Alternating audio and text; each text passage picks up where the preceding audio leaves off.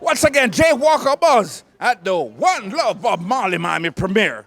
And right about now, we're getting feedback from everybody, what they thought. You know, we just spoke to Sprague Benz and Dan Youth. Right about now, we got, of course, the Consul General for Jamaica and Miami, Oliver Mair, and one of the budding new stars.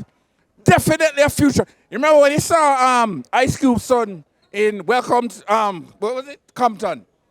Straight from Compton? Ladies and gentlemen, Aston, Barrett, family man, son, Aston Barrett Jr. When I look on the screen, I thought I was looking at the big man. Ladies and gentlemen, how you guys doing? What did you think? Well, you're watching it as somebody who was in it. But let me hear from the Consul General first what he thought about it. Let me tell you, I was moved. I'm going to make a confession very early. I cried at the end of the movie because here was Bob with a mission, and it was like a divine mission that he was on, that he delivered in his short life, 36 years. And to see the selflessness of Bob, how he gave, how he was kind, how he was willing to come back to Jamaica in the political turmoil and just be a stand for unity. Man, I mean, I knew the story about Bob before, but to see it played out, I was really moved. And I just leave with a different level of respect for Bob today. And I want to just congratulate this gentleman right here. Just met him this evening, but he did so well.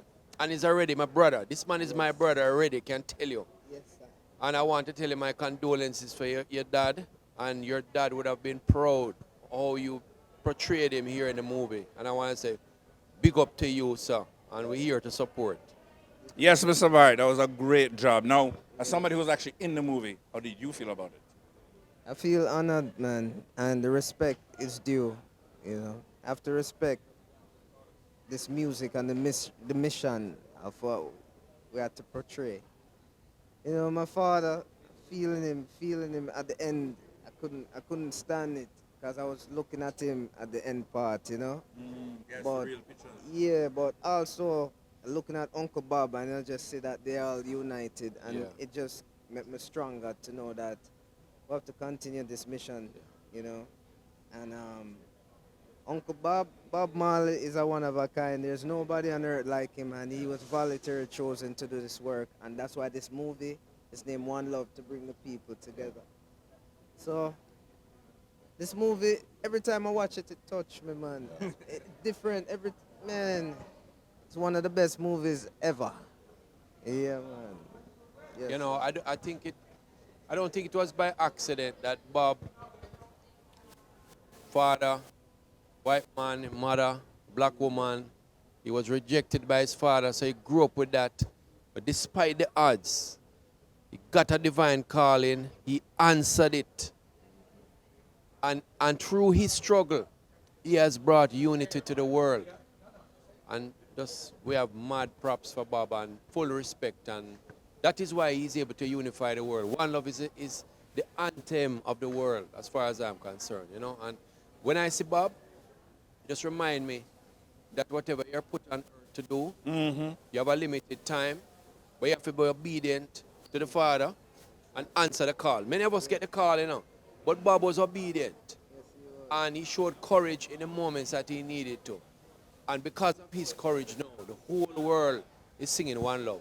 And here's a big part of him being able to even know the call was a wife who understood his call. Oh, definitely. A supportive wife. I mean, I love Rita before. At the concert, we honored her a couple years ago. But seeing how she was portrayed in the movie and seeing that side of Rita, man, I just love Rita even more. And thank her for supporting Bob from before Bob was anything. He was there. She held his hand, and she was with him from start to finish. I will love her for that. No spoilers. How was Kingsley and how was Auntie Faye's job on his dialect? Auntie Faye? Oh, gosh. My God. She made sure, she definitely made sure we were in line. I would definitely say that. I mean, Kingsley and Lashana, they already Yes. top level. So I never really see anything they had to say with her or anything. But like me and the rest of us, I say something in the script, you just hear the footstep coming. I say, Lord. Yes, auntie. Auntie come in and she said, are you going to stay to the script? I said, I go stay to the script. And then Ziggy said, how would family man say it? I said, well, the script kind of close, but I would say it like this. So Ziggy said, I want you to, you know your father. And they allowed me to be who I am and to embody my father. So that's why this movie is like no other. We were able to be ourselves. And we had fun. We really became a family, you know. Nice. Like even off screen, still. So I want to make a confession. I was one of those who would have wanted a Jamaican to play the role. Mm-hmm. But having seen how he delivered today, I mean, he did an amazing job. I said to him, Hollywood has literally never done a good Jamaican accent. Right. Denzel Washington is the greatest actor as far as I'm concerned. And even him in Mighty Quinn Yes. was an embarrassment. I listened to him today. Not only did he get nuances of our dialect, he got the nuances of Bob. You know, Yes, Bob spoke yes. in his own way. Yeah, man. And that is something different. Yeah. So I guess the whole linguistic team with Auntie Faye was on, and And listen. Kingsley's own perseverance. And listen, you know, watching the movie and seeing Ziggy, Stephen in the vast prep uniform. Yes, yes. I went to vast prep Yeah, with Stephen. by the way, that's the reason he brought up Vasprep, doesn't it? No, listen. I went to vast prep with Stephen, Sidella, Rowan Marley. We acted in a play together. Ziggy and I, in fact, I was in the lead role until, let's say, there's change of plans. You have a new person for the Ziggy lead. there. Ziggy Marley, right? But knowing them and seeing them playing football from early, seeing Rita coming to pick them up from school and the driver and stuff, and then seeing that in the movie, you know, they were really true to form because the uniform was exactly the uniform we wore at that time. There you go. But again, kudos to the producers, the actors, the entire team. It was a great job.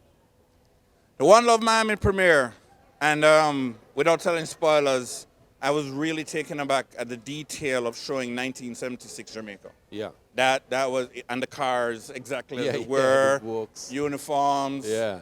even the pictures of Trinity, and I'm like, whoa.